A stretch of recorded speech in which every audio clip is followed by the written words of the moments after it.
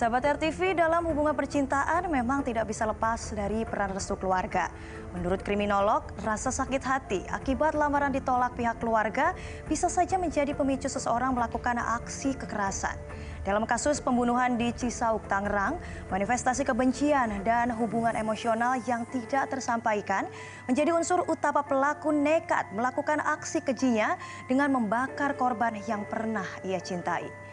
Laporan ini sekaligus menutup perjumpaan kita kali ini dan tentunya kami juga kembali mengajak Anda untuk terus menerapkan protokol kesehatan seperti memakai masker, menjaga jarak, serta mencuci tangan dengan sabun di air mengalir untuk menekan penyebaran virus corona.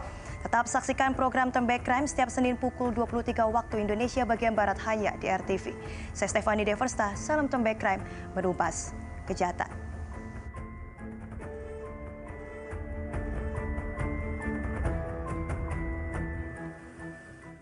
Warga Cibogo, Cisauk, Tangerang, Banten digegerkan oleh penemuan sesosok jasad perempuan dengan kondisi mengenaskan karena tubuhnya hangus terbakar hingga sulit dikenali di tengah area perkebunan singkong.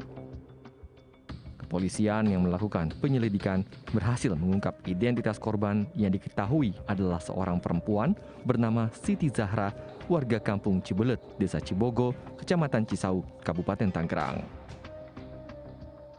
Dari hasil penyelidikan, polisi akhirnya menangkap dua pelaku pembunuhan berinisial DS dan US.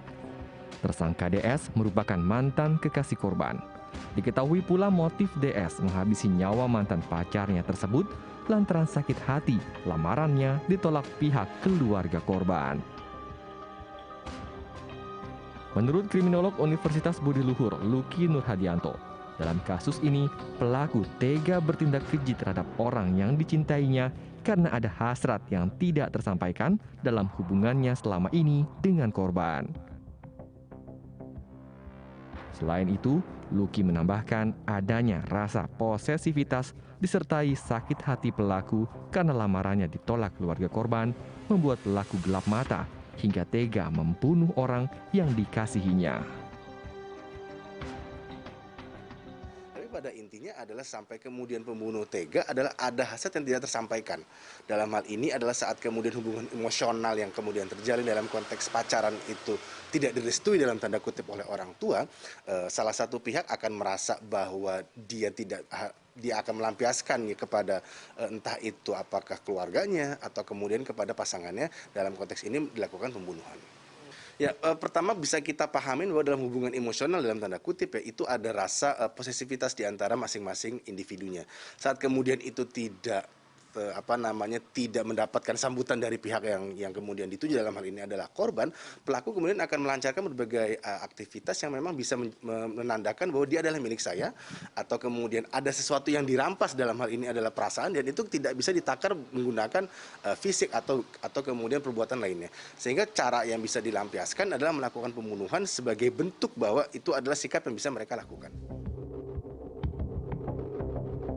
Dalam peristiwa pembunuhan ini, kriminolog juga menilai tidak adanya tindakan yang spontan dilakukan kedua pelaku. Aksi pembunuhan itu menurut analisa Luki sudah terencana, mulai dari menjemput korban, menentukan lokasi eksekusi, hingga dengan keji membakar jasad korban untuk menghilangkan jejak dan barang bukti. Dalam konteks pembunuhan yang berencana seringkali ada intended di situ ya, ada niat.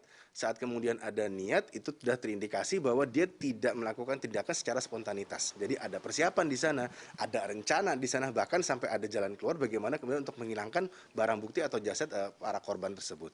Nah, dalam hal ini seringkali memang dilakukan secara terstruktur, dalam arti memang sudah ada planning saat kemudian para pelaku menyusun siasat untuk bisa mendapatkan getter atensi dari korban, terus kemudian dengan cara apa, dan kemudian terakhir adalah bagaimana kemudian saat ini sudah dieksekusi, dalam hal ini adalah dibunuh, itu bisa dihilangkan jejaknya, atau kemudian jika memang tidak bisa dihilangkan adalah sampai kemudian sulit untuk dicari atau dikenali. Konteks relasi sosial seringkali ini terkait ya, jadi tidak bisa kita pisahkan apakah ini perempuannya saja atau keluarganya, tapi seringkali perempuan menjadi manifestasi kebencian pelaku dari hubungan yang tidak direstui oleh keluarga.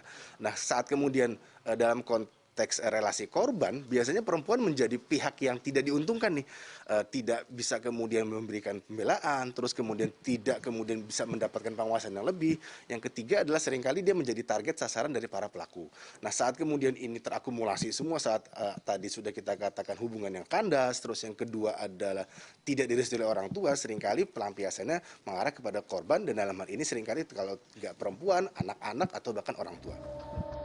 Kasus ini menjadi pelajaran berharga bahwa kaum perempuan kerap kali menjadi korban dari sebuah hubungan asmara yang tidak direstui keluarga. Manifestasi kebencian dan kemarahan pelaku akibat rasa kecewa lamarannya ditolak pihak keluarga kemudian dilampiaskan kepada korban. Bagaimanapun, merenggut hak hidup orang lain tentu tidak bisa dibenarkan secara hukum. Kedua pelaku yang telah tega merencanakan pembunuhan sadis itu kini harus menerima nasib menanti hukuman setimpal dari pengadilan. Dari Jakarta, Tim Liputan Turn Back Crime RTV.